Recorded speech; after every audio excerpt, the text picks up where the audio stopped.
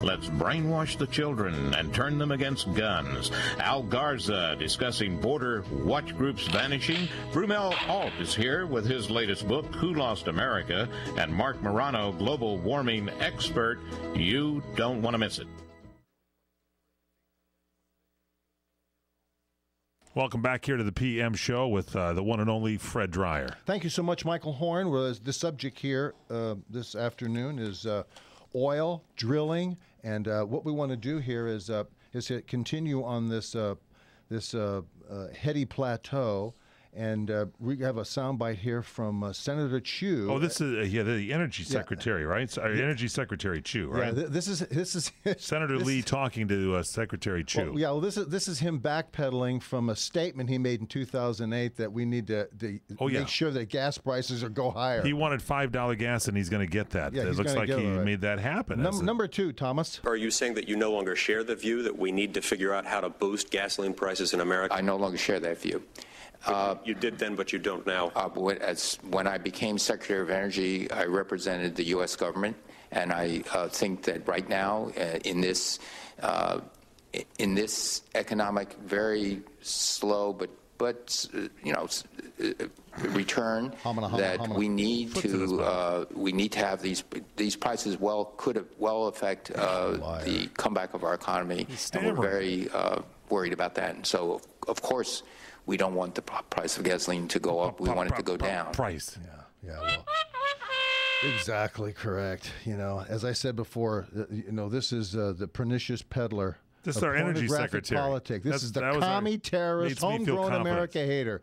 These guys are friggin' liars. This guy's an absolute liar. Secretary Chu there. Complete lying. This should be headlines on the morning news every single day. Drum this guy out of business. Here's Barack Obama ripping GOP.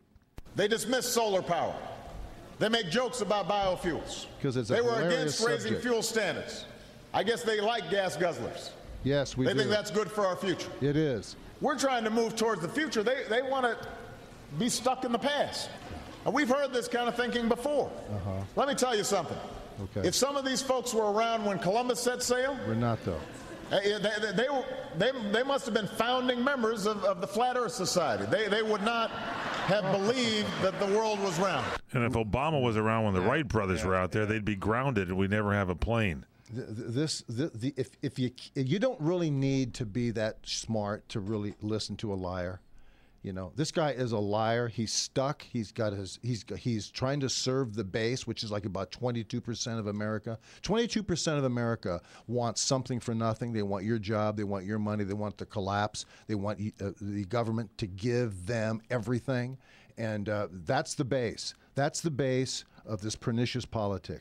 That is what is sinking the country. Now, Barry also follows this up with this present-day lie about drilling. Go ahead. Over the last 3 years, my administration has opened millions of acres of land in 23 different states for oil and gas exploration. Private land. Offshore, I've directed my administration to open up more than 75% of our potential oil resources. That includes an area in the Gulf of Mexico we opened up a few months ago that could produce more than 400 million barrels of oil.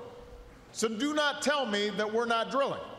We're drilling all over this country. No, he's not. He said he's opened it up. He's opened it up to look, but he's not drilling. And you mentioned there's 19 million acres, only 2,000 of which is all we need to be drilling on in Alaska. We don't need to drill on millions. Exactly. We already know where to go ahead and drill. But he's not drilling. He's just opened up the millions. So if you listen to his lie, he's opening up millions to look, but he's not drilling. Well, it's not on government land. 75% of America is government land. It's owned by governments. If you drill in Anwar, if you allow us to drill in areas like the intersection between Colorado, Wyoming, and Utah, all that shale oil that's in there, and you let us go offshore in California and Anwar and the Gulf of Mexico and the North Atlantic, you'll have more oil. You'll have 500 years worth of oil. You'll control the world's oil market. We'll pay $1 a gallon, and we can charge everybody else. We will hold the rest of the world hostage. Not that we would, but we at least control our own destiny with our own fuel. Now, Newt comes in. Newt got one. He got one here. He's really beautiful. He asked the right question. Why is Saudi oil good and American oil bad? Why is Saudi drilling good and American drilling bad? This is utter intellectual nonsense. The fact is, the same amount of effort here, we'd be producing the oil here, we'd get the royalties. The Saudi king is going to get the royalties. The U.S. government ought to be getting the royalties. So I just think the president is defending a totally indefensible position, and they just doubled down on that position by bringing the Saudis into this. If he wants to represent Saudi oil and algae, I'll be happy to represent American oil and American jobs, and we'll see this fall who the American people want to elect. See?